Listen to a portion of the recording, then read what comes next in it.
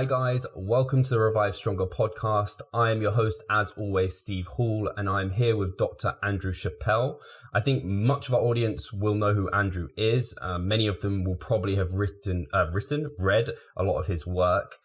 Andrew himself, to give him a brief introduction for those of you who aren't aware, is a sports nutritionist. He is a DFAC Pro Natural Bodybuilder, absolutely jacked, amazing shape. We were just talking about kind of what he's doing right now. I'm going to big him up. Thanks. He also has a PhD from the Rowett Institute of Nutrition and Health and is a Doctor of Nutrition. He also holds a BSc Honours degree in Sport and Exercise Science and an MSc in Human Nutrition and Metabolism. So he is an academic bodybuilder, which is going to probably be the title of this podcast.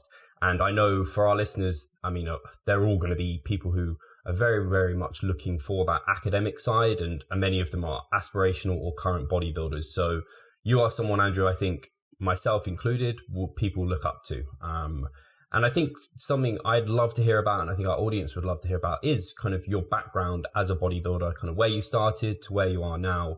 I think that would be super interesting. All right. Okay. Thank you very much for that glowing introduction, Steve. Thanks very much. Really, really appreciate it. So, there's a lot there, isn't there? Where do you even get started on that? Your background as a bodybuilder, and even the academic journey that I've been down to go all the way from doing a BSc in sports science all the way to the PhD at the Rowett Institute. So, I was bodybuilding. I've been bodybuilding probably longer than a lot of you guys have actually been training, actually. I did my first bodybuilding contest in 2006, right? So, we're going right back to the Scottish Championships, BNBF, British Natural Bodybuilding. Way back then when I did my first show, I was 19-year-old. And, anyone that's into bodybuilding will know that you don't choose bodybuilding, it kind of chooses you. Right. It's one of those sort of things that you just kind of fall into, yeah. No one ever ever plans to sort of do one until one day some guy in the gym says, you should think about doing a bodybuilding show, and you're like, what? You're talking to me? So yeah, way back in 2006, and do you know what? I loved, like most people that are from this background, health and fitness, and just exercising, cardio, lifting weights, just being in shape, healthy eating, and how that makes you feel sort of inside and on the outside as well. So I started out doing a HNC and a HND in health, fitness and exercise to give myself the tools to really equip myself for the professional that I intended to go into, which was personal training. And because, it was my hobby as well. I loved it. I was passionate about it at the time. And I always sort of thought, you know what, if I'm going to do this, I need to at least look the part. Yeah. Right.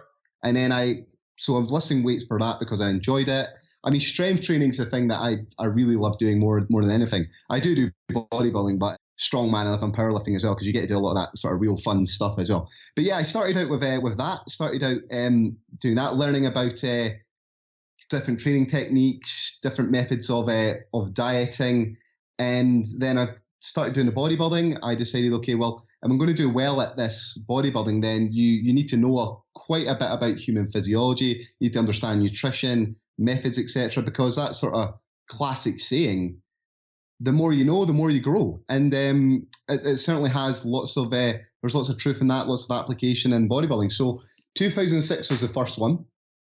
I don't know if I ever intended to do any more shows than the first show, right? But I did the first one.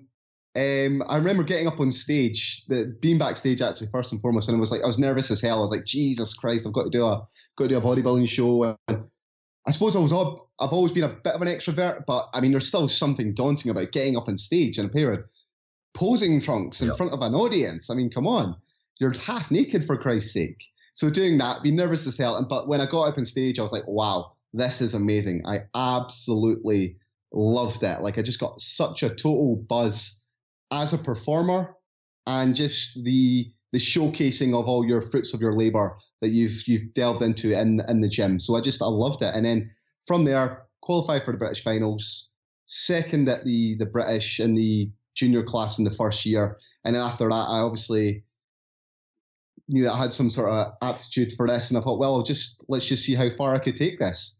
I remember at the time it was if you won the finals, there would be the golden ticket to go to the World Championship. Oh, wow, and yeah, I mean, a big deal. Like, and it was like, you're going to go to New York or, I don't know, Greece or Las Vegas or something like that. And for a young guy who's coming from like low socioeconomic status, you've never been anywhere. It's like, wow, you could use bodybuilding to go around the world and do this stuff and be like your heroes in the magazine. And just, I was hooked. Yeah. And that was that. So that's my bodybuilding journey. That's 2006. I did the juniors every year up until 2009. I ended up, I won the British twice, I remember, as a junior. And then I took I competed in World Championships as well in 2007. And then after that, I took some time out in 2009, focusing on studying at the same sort of time. So I did my BSc in Sport and Exercise Science. After that, I went on, I started doing my Masters, and then I didn't get back up on stage again until I was a Mr. 2012, I think it was. And we were talking about this just off air there, actually. We were saying, okay, I was a middleweight then. So the transition from being like a junior to a full-blown Mr. competitor, I mean, it's daunting because you're going up against men. Yeah. And really, this sport really favors the older guy. It really does. It takes that long to build the muscle tissue, that it's not like other sports which favor the younger man, which are based on strength and power. You need to have the years in the gym training to get by. And so that was a bit daunting, but I did pretty well. First year I was middleweight. I won the British finals as a middleweight. It took me 3 years after that until 2014 of doing the heavyweights and the heavyweights again, of just missing out on my pro card. And then I eventually won the pro card and then competed in my first Worlds 2014, and then up to 2017 was where I competed again as a pro. So all in, Steve, I think I've done about 25 bodybuilding shows. Wow, that's a lot. Yeah, about that many. Yeah, I've done a lot. 7 Mr. Scotlands, 5 British title wins, 5 world titles, world competitions, sorry, and then 3 pro shows, and never outside the top 3 in any show. So I've done all right. That's really good. It's a fairly good competitive record, I would say. I would challenge any amateur bodybuilder that's a natural to best that. I think you're struggling. So there you go. Is that a fairly good overview? I kind of went on a bit. No, but I've really done a good. lot now to think about it. It gives people a really nice insight into what got you into the sport and what kept you there. And I thought it was interesting to hear. Passion. Well, yeah, 100%. I think you have to be if you're going to be. Yeah. I mean, bodybuilders are crazy taking themselves to stage leanness, so you must love it to be able to go there continuously, like you were competing many years after a year. Is there anything you changed from that experience, or did it kind of build you to where you are? Oh no, it definitely built me to where I am. I mean, on that point you just raised there about bodybuilding is such an extreme sport. There's so much going on. So just as an academic pursuit, I mean, I can easily make a career of this stuff, studying it for the next 20 years, focusing on a single element like the psychology of the competition dieter and the training prep and all that, easily just on that. So just from that sort of point of view, it's a fascinating aspect, and it certainly fueled my academic ambitions to go down that route. But things had changed. Do you know what? I wouldn't change anything because I learned so much. I did so many different types of diets. And I don't know if you're familiar with this expression. I'm sure somebody's brought this up in the past, but they always say, like, an expert is someone that's made every mistake that you can possibly make. So, like, my first diet, Scott, I literally went super high protein. Christ knows there's even any carbohydrates in my diet, and low fat. And do you know what? Those diets will either make you or break you. Yeah. They are hard as hell, right? See, once you've done diets like that, everything's a cakewalk, right? Yeah. Everything's 100%. A cakewalk. So you can have total sort of empathy for people that are really struggling on these really harsh diets, because you know how moody you can potentially get, and you know what the consequences of dieting on something like that. He says, as I've got my Cadbury's cream egg cup, you can just see coming up there. So no, I wouldn't change those things, because it's good to try those things. Certainly, you've got experience for that. And you know why it works. You know that these different dietary strategies do work.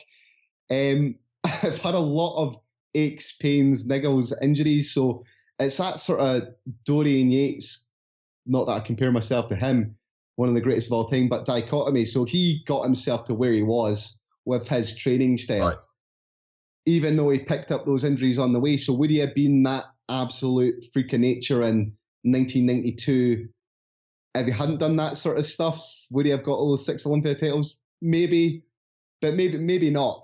Maybe not as well. So I certainly learned from those sort of things as well. I probably train a lot smarter these days, though, based on previous experience. I've often had this conversation though with one of my good friends, Dave. I always sort of say, do you know what? If your younger self met your older self, right, would your younger self be disappointed in your older self and be like, look, man, what's happened to your training? What happened to this crazy hardcore animal that used to do 25 sets, drop sets every sort of set? Well, where is that guy? And I'd probably tell my younger set, look, you don't always have to do that sort of stuff, but you definitely, you learn by doing in a lot of cases. So, I mean, this is an interesting point, actually. I mean, you asked me before this podcast. I'm sorry if I'm going too fast, by the way. This is just my Scottish accent coming through the podcast. So, I mean, have you ever heard of Klobb's theory of learning? Have you ever come across this? I haven't heard of that, no. Okay, when so you explain it, I might. Yeah, sure. There's sort of 4 elements to it. Okay, so you've got this this idea that you've got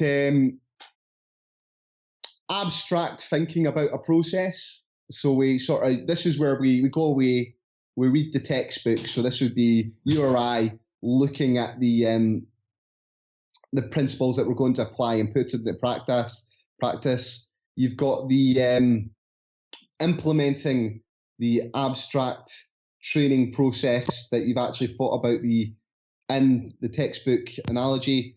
And then from there, you've got the reflection on how effective the abstract process and the training principle actually was. So it's a continuous sort of cycle, and we call this experiential learning. Now, there's a vital 4th step that I forgot about there, but the 3-step concept, which is now Andrew's cycle of learning, is good enough. So, like, definitely, just the learning by doing is absolutely invaluable. And like I say, you asked me about the idea of being a professional bodybuilder and the idea of being an academic scientist as well. So there's definitely value in that experiential learning process that the going through that. And then there's this other notion about, okay, well, as a scientist and a professional bodybuilder, you want to do things which you want to train smart, as I've sort of alluded to already. So it comes down to being evidence-based. Now, that term evidence-based is kind of loaded because, I mean, what do we mean by evidence-based? And does evidence-based mean going away, sitting down, working something out, reading it, going through a process and then trying it out in the gym, and then if you don't get results, you change it the next time, or you do get a result and you stick with that and then you track your progress? Is that being evidence-based? Because that would probably certainly fit one definition of evidence-based. Right. And then the other definition of being evidence-based would be trying to adhere to principles and practices that you get from academic journals and things, if you like. So taking that abstract conceptualization process. Now, both have a place, I think, in the grand story. And what I would say for anyone that's listening to this podcast is you definitely sometimes need to step outside the box and just experiment a little and try things out, because certainly with going through an academic journey, you probably start to be much more questioning the value of some of this academic research and how much application it really has in the practical settings to your physique in the real world. Does that make sense? I don't know. It completely does. And evidence-based, I think a lot of people wrongly, I think, kind of assume evidence-based just means like sitting on PubMed and reading articles and that's what it is. But like you rightly said, it's the anecdote is part of that. And when we're talking about bodybuilding, there's not that many kind of research papers on bodybuilders particularly. So it's difficult to really draw too much from those. Yeah, well, I think, you know what? You've used your perfect podcast host skills there to segue, I think, into a good topic. So, I mean, that's what I guess I'm trying to do with my research. So most recently, I put out a publication on peaking strategies of natural bodybuilders, and another one on the strategies of high-level bodybuilders and what is it that the successful ones do compared to the less successful ones. Because the recommendations that we have for bodybuilding just now are largely based around other sports and really extrapolations from studies not necessarily performed on bodybuilding populations. And the reason we can't do studies really on bodybuilders, are because, quite frankly, they're really difficult to do. So they're hard to recruit the populations unless you actually know these sort of people. And then to do any sort of study where you sort of want to work out, well, should we diet on higher protein or less protein? It's really difficult to set that up because there's so many variables that you want to implement into a free living individual setting. And what's your final outcome? Is your final outcome what is lean body mass at the end of the competition period, or is it that they win the competition or not? Because ultimately it's the best package that wins, and sometimes the best package might be one which is 2% lower in body fat, but also 1% lower in lean body mass, or maybe it's one which is 2% higher in body fat, but maybe it's got 1% higher lean body mass. And so it's kind of complicated, isn't it? Yeah. There's obviously value in things like shooting for lean body mass. So I guess what we're trying to do is, well, if you look at strategies which successful people are doing, there's maybe some sort of value in sort of following some of these sort of strategies, I think is what we're trying to do. And then we can probably derive some sort of evidence-based recommendations based around those sort of things. Mm-hmm. Yeah, I guess that makes sense. Yeah, it's seeing where, I guess, like what evidence-based practice is you see kind of what the research is saying, you practice it, see kind of what your anecdotal experience has been. Yeah.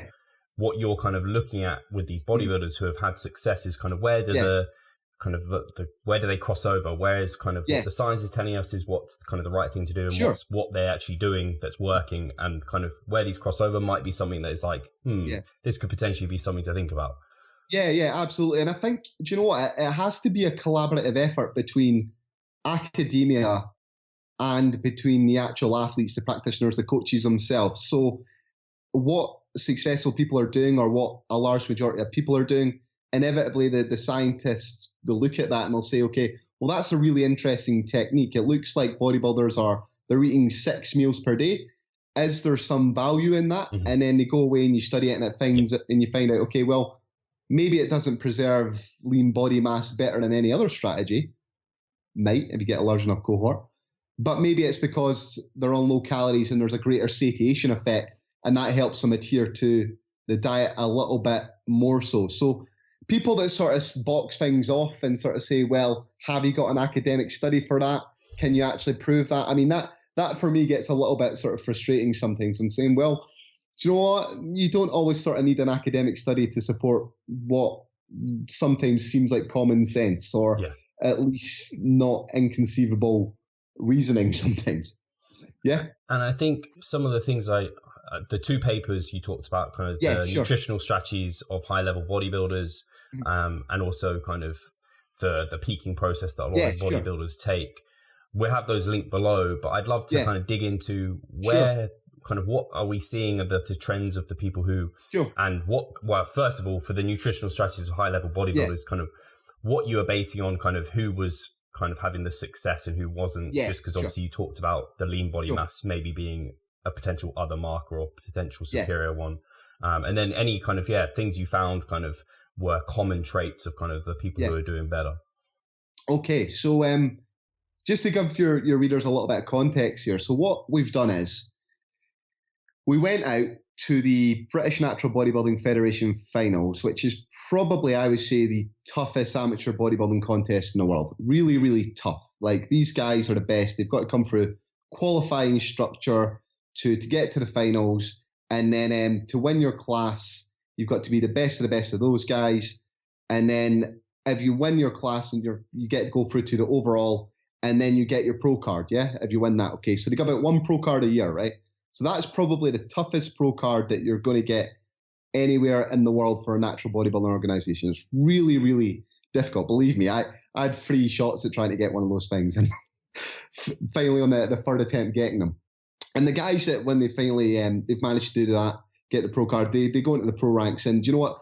They are legit. They are pro level athletes that can hang top 3, top 5 at the DFAC Worlds, WNBF Worlds, etc. They're that good, yeah.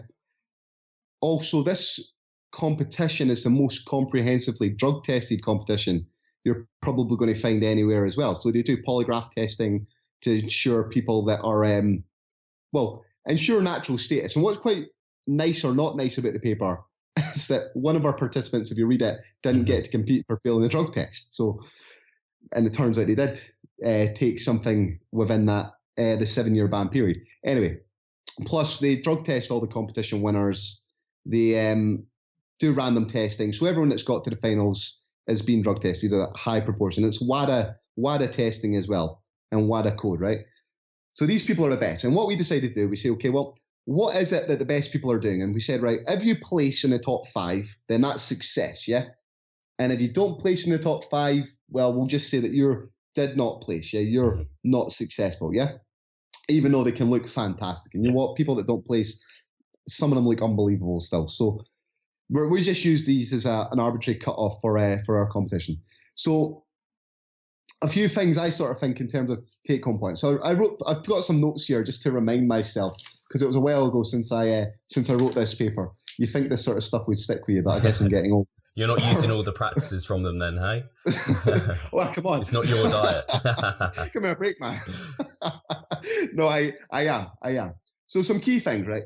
So first off, at that level, right, if you want to be successful, you're talking bodybuilding actual training. You're looking at around about 14 years of training is what you're looking at all in. This most successful amateurs, less successful ones, maybe about 9-10 years. Female competitors, you're talking 10 years of training. Less successful ones, less than that, okay? Mm-hmm. So training history, clearly, as I was saying right at the start of the podcast, means that you can accrue more muscle mass, yeah?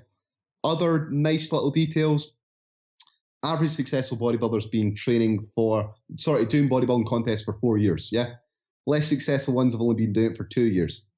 So just having the time on stage, practicing your craft of bodybuilding, the presentation, putting on the tan, getting over the jitters, doing the contest day stuff, certainly has value, right? So I started off telling you these things because I'm not going to pretend like these things don't matter, because they definitely do. They definitely do when it comes to bodybuilding. And I think it's important to be realistic as well, so people can get a sort of handle on how long it maybe sort of takes. In terms of preparing your body for competition, you're looking at around about 24 weeks for a contest diet. And people on average, you're looking about 12% as how much body weight they're losing. So you can maybe translate that into yourself for some sort of body fat percentage, but it's about 12%, women slightly higher, but about 14-15%, but 12%. And then that works out around about 0.5% of body fat per week. Sorry, body weight loss per week is what you're trying to lose, yeah?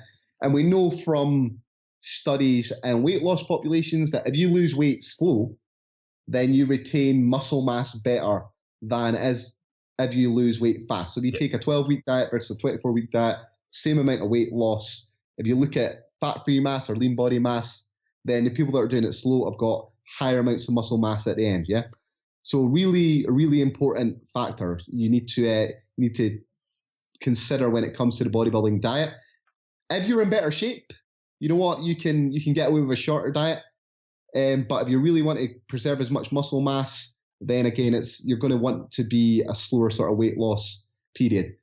Practically, for the first time dieter, if I say to you, right, we're doing 24 weeks, maybe that doesn't work, right? Because you've never dieted before. Maybe you're the sort of person that can only hack a 16-week diet and it's got to be a more severe weight loss. We have to consider these sort of things as well.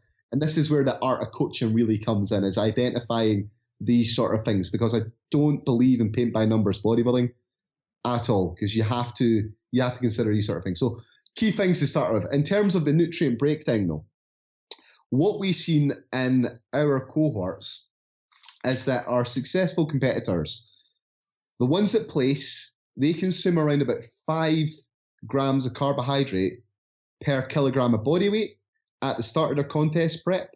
And by the end of their contest prep, they're still consuming around about 5 grams per kilogram of body weight, right?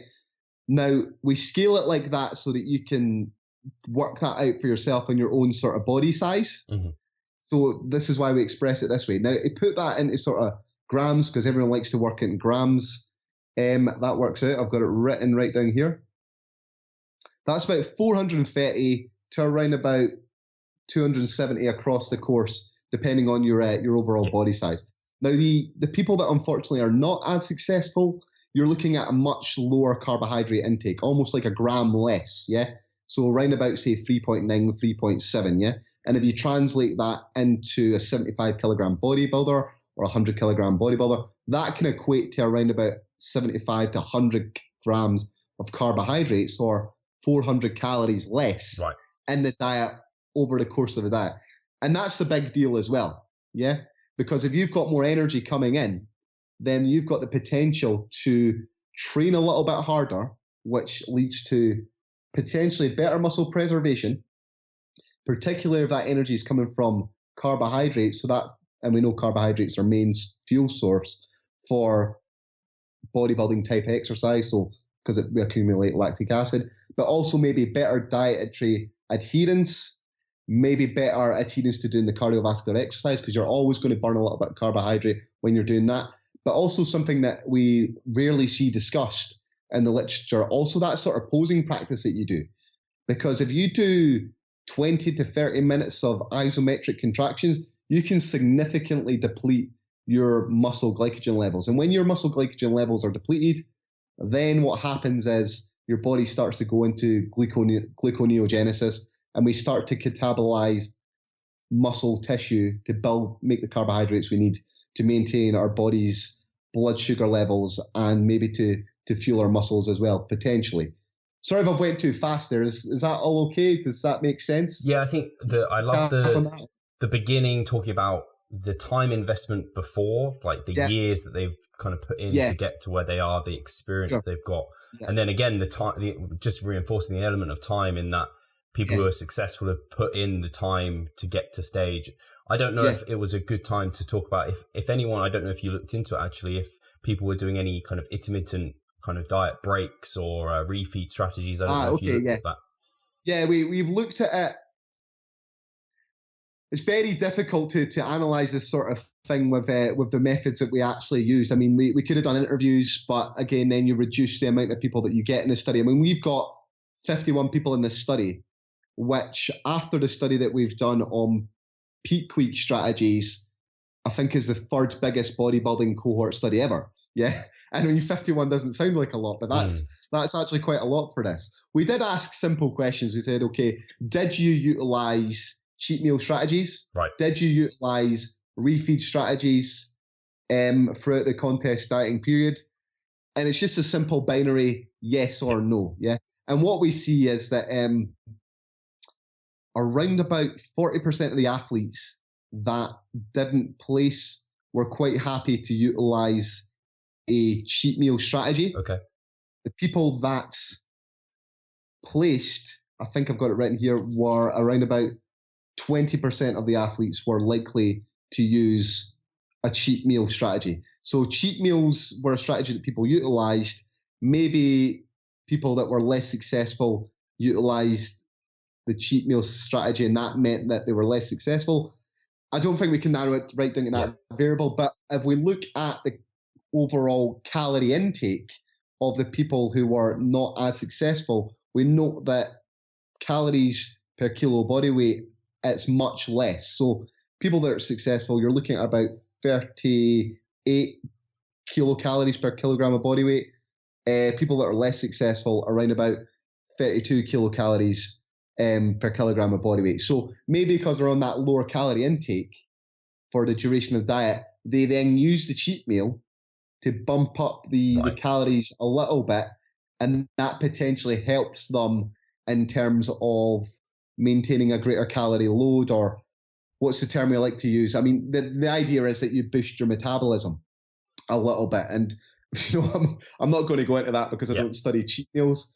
But that's the notion, I guess, from there. And that would explain why more of them maybe use that sort of strategy anyway. I would always sort of say that if you can hack it, then I would rather maintain a higher calorie load across the training days just to maintain that high training performance, because performance is, for me, the most important thing. But then this is where the beauty of coaching comes in, because not everyone can do that. So it's not black or white. I'm not going to say, no, don't do cheat meals, because some people, it'll work a treat. Some people, we have to diet them slightly differently in terms of prepping them for competition. So some people do use cheat meals. We have got another study, which we're doing just now, on strategies of pros versus amateurs, which we're writing on just now. So your viewers will know Eric Kelms, so they're just a name drop. So we're writing that up with him just now. So we'll hopefully have some more data on cheat meals and things like that will come out from there. But I suspect that, just anecdotally, pros don't tend to be doing cheat meals as much as amateur competitors. Right. So there's a few things in there that we've just discussed. So cheat meals, more successful people maybe don't do it as much. Less successful people maybe do it more. It's maybe got more to do with the calorie intake overall, and that it's more successful people are probably, they're eating more calories throughout the diet. Yeah. In terms of other things, protein intake is exactly what you'd expect. Yeah. Exactly what you'd expect. So people are consuming around about 2.7 all the way up to 3.3 grams per kilogram of body weight. There's not much difference between people that place and don't place. Bodybuilders seem to understand protein. They know that. And that might be marketing for years, protein shakes and stuff. Or just everyone seems to know you need to have a little bit more protein in your diet. There's probably a discussion that we can have about, does it need to be as high as that? Right. Because you could maybe conceivably go maybe 2.5, 2.2 grams per kilogram of body weight, and then take the calories that are in the protein and put them elsewhere. Mm-hmm. And then maybe you've got more fats for energy, and maybe you've got more carbohydrates for energy. So you can maybe do something like that. But bodybuilders seem to place macronutrients in a hierarchy. So protein's always highest. That always sits at the top of the pyramid. Nobody has anything blasphemy or anything like bad to say about protein. And then there's always a battle between, okay, do you go carbohydrates or fats? Mm-hmm. And if you're a keto guy, then carbs are your enemy. And if you're a high carb guy, then don't be so ridiculous to go keto. But certainly in these bodybuilders, they seem to go protein first, fats for fueling the training that they do. And then despite recommendations on fat from evidence-based bodybuilding practices, these bodybuilders go really super low fat. So we're talking around about 10%. Wow. Yeah, really low. So do you know what? I would actually say, if there's any keen bodybuilding researchers out there or enthusiasts who are looking for a master's project or something like that to do in future, I think fat is maybe the next sort of frontier in terms of working out how much fat you can get away with having in your diet so that we don't necessarily suppress hormonal function. Because you know what? You actually don't have a dietary requirement for saturated fat. Mm-hmm. Your body can make that stuff all day long, and it can make it from carbohydrate if need be. What we really need is essential fatty acids. And the studies that sort of look at, okay, low fat versus high fat diets and a calorie deficit, it's really difficult to disentangle that sort of relationship in terms of, is it the calorie deficit or is it a higher low fat intake that's causing the suppression of things like testosterone and IGF-1? And is just testosterone reduction inevitable anyway, and there's not much we can do about that. So I think that's the next frontier, because when you start to get into that research, you start to realize that it's a bit flaky. It's not as well supported as you think it might be. So that's where I would go in terms of that. So those are all the major points. I think I've talked about protein there. I've talked about carbohydrate. That's what people always want to know about. They want to know about fats, and they want to know about energy. So we've covered them. And I think, did I give you a good enough explanation of what I think is maybe kind of going on in terms of why they're maybe doing better or not doing better? I guess I can somewhat try and like summarize it, see if... Yeah, do you know what? That would be great. If you could say it back to me, then I'll know that other people might have it. So obviously generic, like across the board, higher protein is kind of just across the board. Everyone seems to have that kind of methodology across there. The guys who are doing kind of more successfully are having potentially higher carbohydrates, overall higher calorie intake, and utilizing a low fat approach versus other people just having lower calories generally and therefore lower carbohydrates. And something I wonder with that is, I don't know if there's anything to do with potentially they're in like a same percentage wise calorie deficit, but the people who are more successful can just diet on more calories, or they have more lean body mass because they've been training for longer. I don't know if there's anything along those lines. Do you know what? Those are great questions. Absolutely. And they're the sort of questions that you should be asking if you're reading over these sort of things. I mean, in this sort of study, we're asking people, okay, what's your weight? What is your height? We take their BMI, we take their NBMI, and what we see based on those sort of things, that the people that are successful and the people that are less successful, there's not a statistical difference between those sort of two things. So they're exactly the same, yeah? What we don't measure, though, is, okay, well, what's your body fat percentage? Right. Yeah? Because it's self-reported, yeah? And then with the best will in the world, we can't actually say that these people have actually got higher and lower body fat percentages, because we just can't. So we don't know at the end of it, as you say, did they have more lean body mass, and that just allowed them to diet on more calories. Certainly in the paper that I'm writing just now about pros versus amateurs, there is a difference in the BMI between the pros and amateurs. The pros have, as you would guess, have got more muscle mass, and that probably allows them to diet on more calories. As Eric says to me, it's like, nah, man, I think it's just that the pros are jacked. that's probably just it. So they can maybe eat a little bit more, and that's why, because we've got more muscle mass. So no, good questions. I mean, there was an interesting aside that I put into that paper on self-reported body fat percentages, because you'll be familiar with this notion of the fat-free mass index, right? That no natural bodybuilder could possibly have a fat-free mass index of greater than of 25. Right, yeah. That was the notion. Did you read that section? Did you see that stuff? That's like the listeners would be aware of that without reading. I think even it's like a big, like the Natty Witch Hunt was anyone above this number. Of course, yeah. I think Ming's is about 25.4 or something like that. I'm definitely getting burned at the stake somewhere. But I put it in the paper just to sort of show how ridiculous this sort of notion is, because that original research is like, it's based on like, okay, well, we're just going to guess what these body fat percentages are of these Mr. America competitors back pre the steroid era, when... So I'm just like, okay, well, if that's good enough, then how about I just ask the bodybuilders what their body fat percentage is, just estimate it, and then just say, well, these people have got a body fat percentage in that greater than 25, some of them. So maybe that's proof that you can be over 25 in natty. Just as an interesting aside, though, joking aside, I've had guys in my lab down in Sheffield for the last 6 months, and I asked them some questions. I said, okay, what's your body fat? What do you think your body fat percentage is? And then I measured them in terms of their body fat percentage. And then I looked at the difference between what they guessed it was and what the actual difference and what the actual body fat was, to see what the difference is. Now, from the literature, right, that's what you see, right? If you show people silhouettes of themselves, or if you ask them to estimate what their body fat percentage is, or if they're over underweight, then women are absolutely terrible at this, right? What they do is they tend to think they're way fatter than they actually are, right?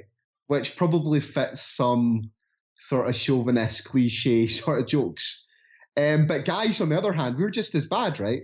So we're so ignorant. We think we're all in great shape. So what we do is you think, oh no, I'm like, what do you think your body fat percentage is? Like, I don't know, 15, but like we underestimate. We're actually fatter than we think we are. So women think they're fatter than they think they are. And guys think they're thinner than they actually are, yeah? But the bodybuilders were actually not that bad at it. You're talking like, okay, it's probably because they've had it done before at some point, or they're just more in tune with their body and they've got a better idea of what 2 and 3% looks. So they're only a couple of percentage off. Yeah. And most people actually just estimate by the mirror anyway. Yeah. I think we sort of eventually said in the paper that it's kind of interesting that so few people actually measure body fat percentages or quote body fat percentages when we ask them for them, because it probably reflects the subjective nature of the sport that, do you know what? It matters what you look like 100%. rather than what some number actually says. There is value, I would say, though, in getting your body fat percentage tested, because you can track it. Some people will love that sort of stuff. Right. And you can keep on top of things a little bit better. Other people are just happy to go by the mirror. So yeah, that was that paper. I think in the end, just to recap, we suggested that higher calories means you can train harder, adhere to your diet a little bit better, limit gluconeogenesis, so muscle wastage, and that ultimately results in more lean body mass. And bodybuilding shows are about muscle. Yeah, more muscle you got. Right. Yeah, you're into it. You're winning. And out of interest, I think you also looked into their training practices as well in that paper. Yeah. Do you know what? We've not published that stuff. So okay. This is a world premiere of of some of that information. So it's really important. I mean, we designed a questionnaire. We said, okay, well, there's maybe about 35 things. There's way more than that actually that probably contribute to success. So we asked them about training. We asked them about cardio. Everyone does cardio, Steve. Like, you know, when you bump into people like, oh no, I don't do any cardio at all. Nah, everyone's doing cardio, right? A lot of people are doing fasted cardio as well. Yeah, right. Loads of people are doing fasted cardio. Whether it actually makes a difference at the end of the day in terms of lean body mass, you could argue it does. But from a practical setting, I can see why people are doing it. But just to give you an idea, successful people, and this is borne out, by the way, as well in the pros versus my amateur data set that I'm looking at just now, because it's the same trend.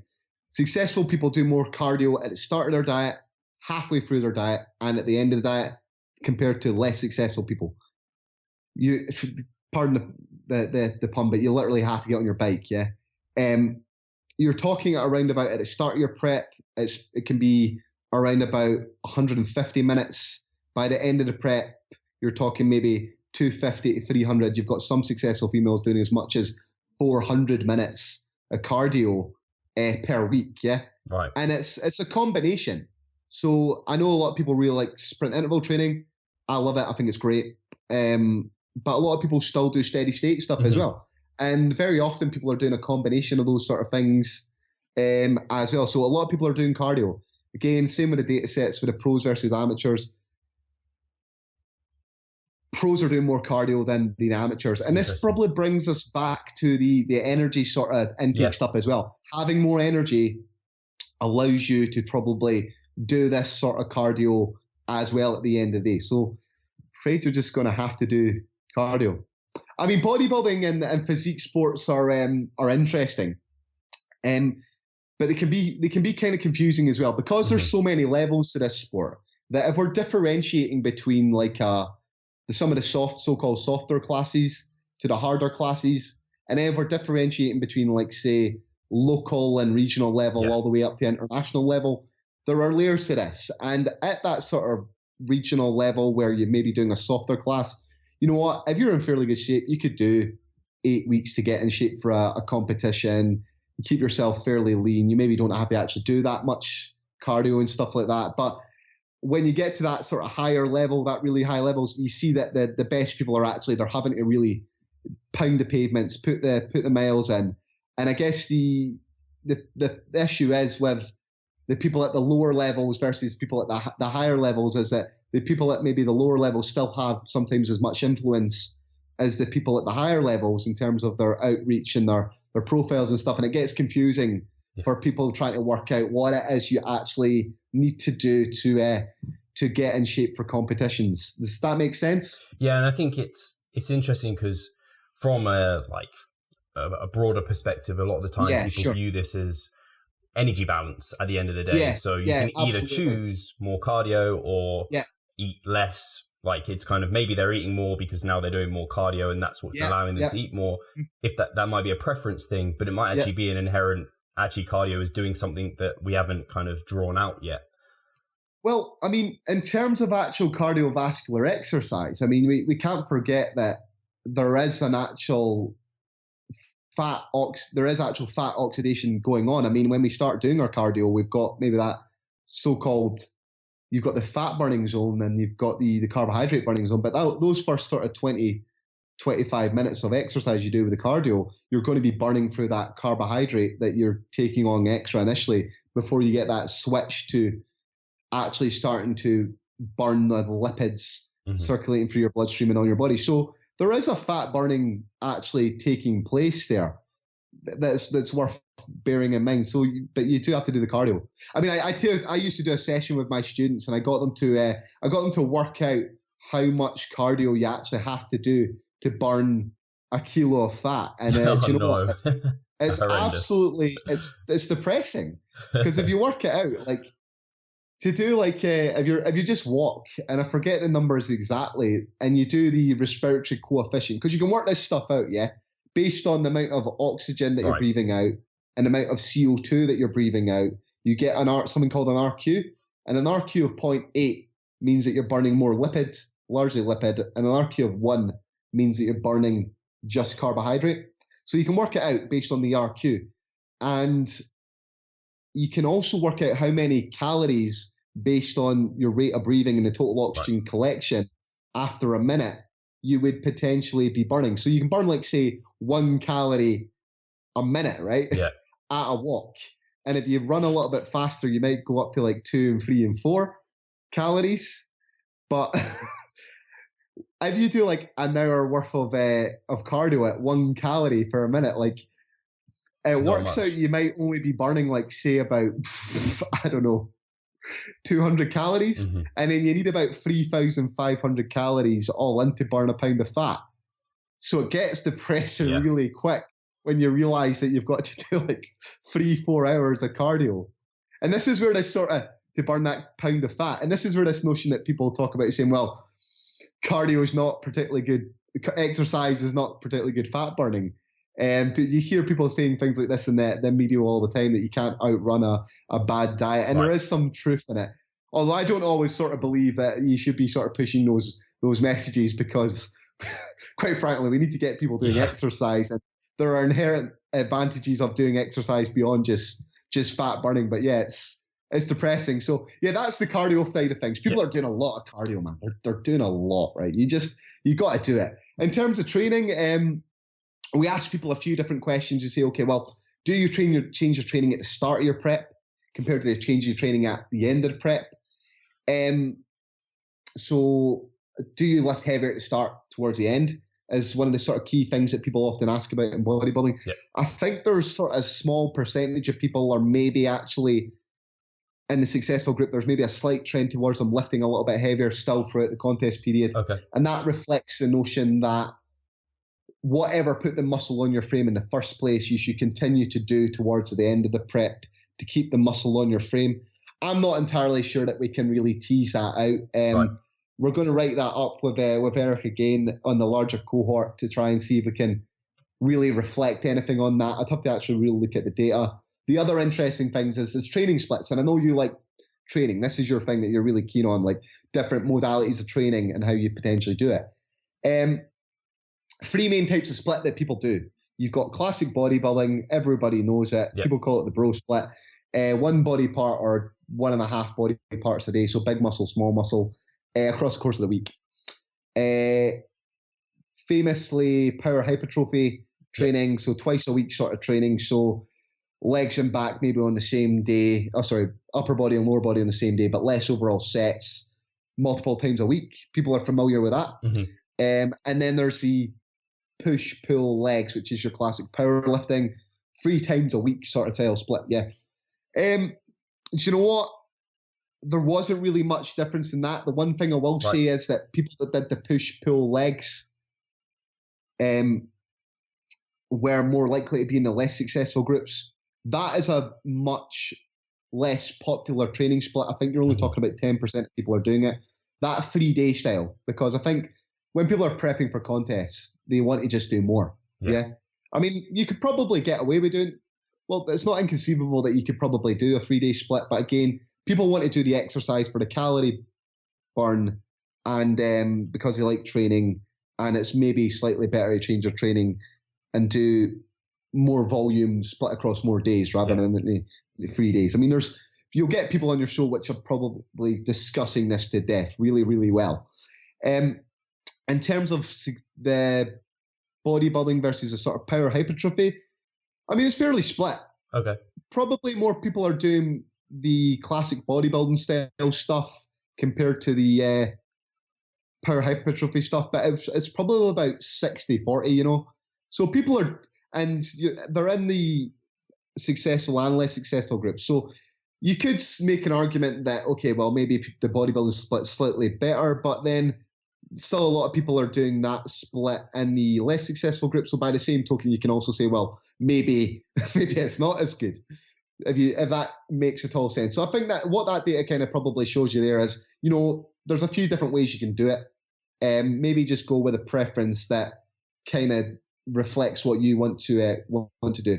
I will say it looks like the females maybe train slightly different. Maybe do that twice per week style training a little bit more so than the guys. And you know what? I think that probably reflects the classes. Right. I mean, we all see girls doing lots of glute ham raises, doing specifically focusing on glute and hamstring training and things like that. So I think that maybe reflects a little bit of that. I mean, when you look at it sensibly, that's maybe what's going on there. But we'll hopefully in the next year and a half or whatever get around to writing that stuff up. I've got so much data, Steve, I don't know what to do with it. It's pretty cool. It's pretty cool. Hopefully it doesn't gather too much dust, and I can write it up in a way that makes it accessible for people like yourself to read, and stuff that your viewers can come across as well, because I should maybe start doing more videos actually, because I just think I spend too much time writing this sort of stuff and trying to actually do this and doing the training, that actually getting my stuff out there is a big challenge for me. So does that all make sense? We spent the whole time really talking about that one paper, and we've not even really gotten on. Yeah, we might have to bring you on again for the other one. That, Steve. That'd be great.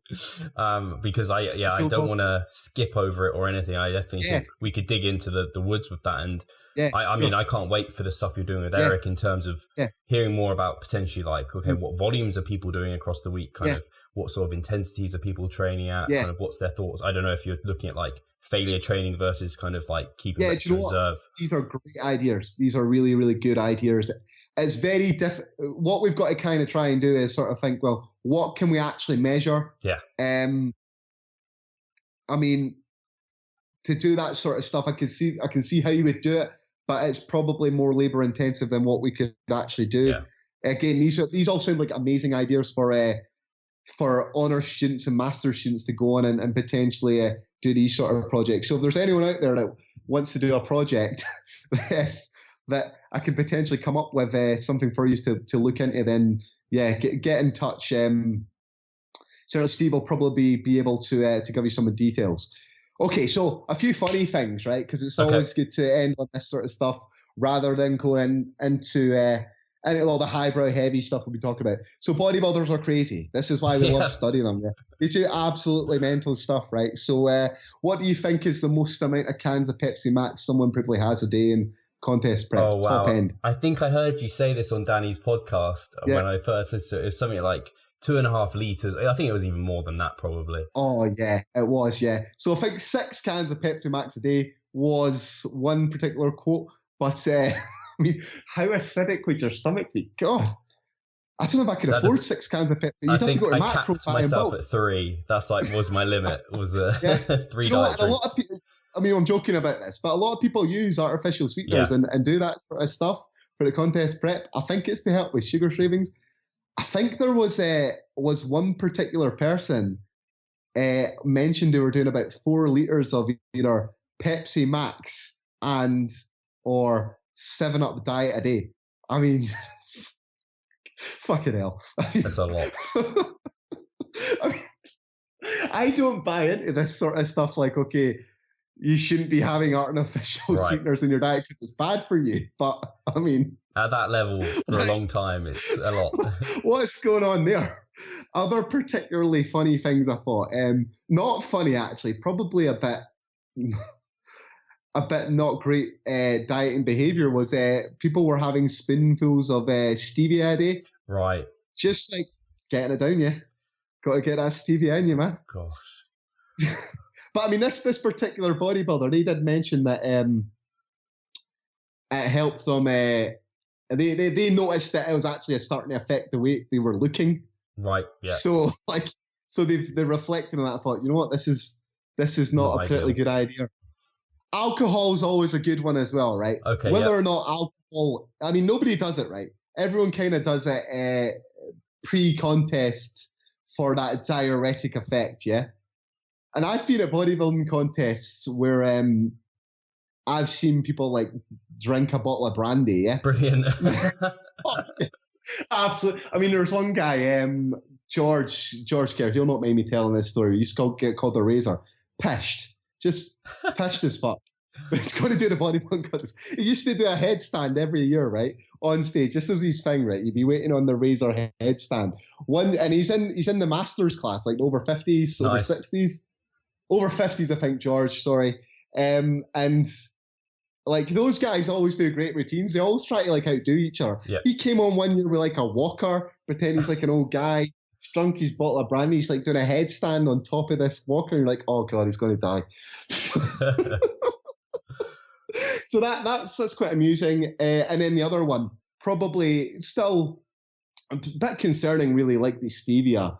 Caffeine intake, yeah? Okay, so on average, around about 350 megs is what your guys are doing. About 250 megs is what your females are doing. Okay. Some people, if you quantify that, are going up to around about 9 megs per kilo of body weight. Right. Which is enough to start becoming ergolytic. And by ergolytic, I mean it's got a performance decreasing effect. Right. Never mind all the other side effects you get about jittering and stuff like that.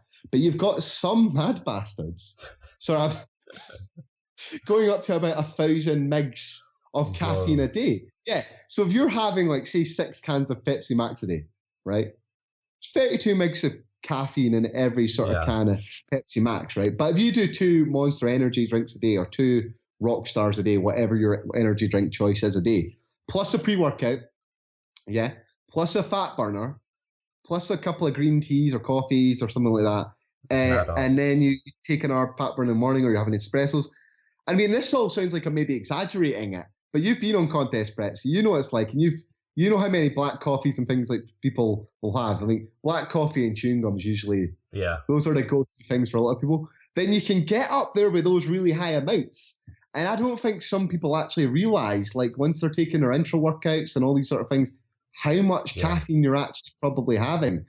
And the EFSA, which is the European Food Safety Authority, they reckon you can get away with about 450 megs a day as the safe sort of upper limit, right? Athletic, that's not scaled for body size, but I mean, 1,000 megs? Yeah, that's a lot. How do you sleep at night? They can't be. No, you can't be. Like, I'd be wired to the moon quite literally.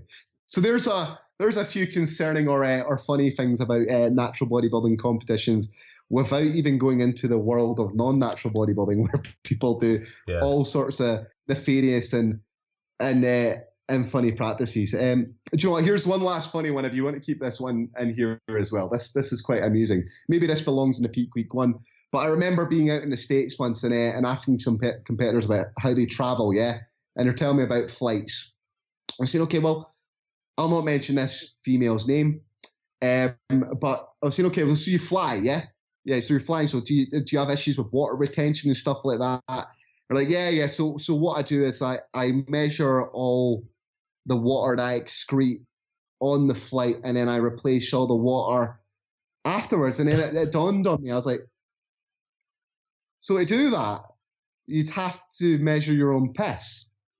She's like, yeah. And I was like, wow. You know what? I'm out of this conversation. I'm feeling out. So odd. There are people listening to this, though, I know. Who can relate. Probably doing that. Like, you know what? Just weigh yourself, right? And weigh the amount of water you're drinking, right? Just do that. don't go and weigh your piss, right? don't do it. Not fun. Okay, so that. we've got a bit crude here at the end here, but still, I think it's slightly amusing just to end on these sort of on these funny things. Is that all good for you then, Steve? Are you happy with that? No, yeah, brilliant. I think there's some really cool things that you can draw out where we are seeing kind of the researchers saying this, and people at the top are actually following in line with it, which is really interesting. Yeah, sure. So I think that's brilliant. And I think you've given some interest, especially at the end there, towards peak week, which I think I'd love to dig into that at some point with you, because bodybuilders love peak week. It's something that's super kind of mysterious at the same time as in many ways it's not, but I think it would be great to get your insight on it, because you've done it yourself many a time, plus you've seen what other people are doing, which I think is just going to be super interesting to kind of listen into. But I want to make sure before I kind of cut off, where if people want to learn more about kind of, I know you've got your YouTube channel, you've got your Instagram, where are you putting out kind of your content? So if people want to reach out or see more of your stuff. Absolutely. So I'm sure all your guests do this. So I'm going to put out a few shameless plugs on my behalf, so people can get in touch and they can see the content that I'm producing. So a few different places. So you can find me on ResearchGate if you actually want to go and find some of the scientific papers that I'm working on just now. So you'll find stuff on there. On citrulline malate, I've done a bit of stuff on that, bodybuilding stuff. You can go and read some of the stuff I've done on the gut microbiota as well if you want to read that sort of stuff. You can find me on Facebook. So I've got a Facebook page, Andrew Chappell Natural Bodybuilding. I post some things on there. Instagram. So I'm fueled by Scott's oats on there. That's a nod to my PhD where I studied oats and barley. And then the other thing that I'm in the process of doing just now, and Steve, would love to have you on as a guest on this as well. We're going to I'm launching something with my partner Steph Noble, who's also a DFAC pro as well. I didn't realize she was your partner. I know. Well, I've seen Steph, like amazing. Yeah. Fabulous bodybuilder. She's absolutely fantastic. So world level, second 2017. Really proud of her. She looks fantastic. Yeah, great insights from her. Follow her as well, Steph Noble on Instagram. You'll be able to find her. But we're launching something called Pro Prep. So we've put together a series of videos. This is going to be launching in the next week. You should be able to find this on YouTube as well. Amazing. You'll find this on Instagram. You'll find it on Facebook as well, Pro Prep. And we're going to document our contest preparation from the perspective of a pro natural male bodybuilder and a pro female natural bodybuilder as well, and what we do to get in shape for bodybuilding contests. So training, dieting, and it's kind of like a no holds bar, just an insight, because I don't think it's ever been done, like two pros of our level actually saying, okay, this is how you do it. Yeah. And this is sort of like a prelude to the fact that we're now going to open up our own services to the wider population in terms of what we do with our posing coaching and our nutritional consultations and things like that. So definitely check that out there. Cool. And like I say, we're going to have Q&As and things like that on there, guests as well. And we'd love to have you on just to talk about nutritional stuff as well. So hopefully we'll get you on there at some time. So that's everything. Hopefully I've not missed anything out there. I'm sure Steph will let me know later if I have. She'll kick my ass. Yeah, I mean, I'll make sure it's all linked below. That sounds, great. I mean, by the time this comes out, we're recording a bit ahead of time, so that will all be live by the time this comes out. I'll make sure it's linked below.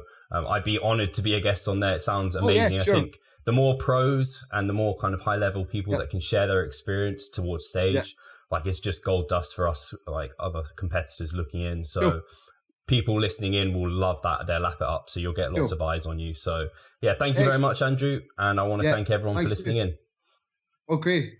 Cool. Hopefully everyone enjoyed my insights and my daft stories. If people like them, I've got some more I can certainly give you in the next one as well. Thanks for having me, Steve. Okay. Brilliant. Cheers very much. Okay. Cheers.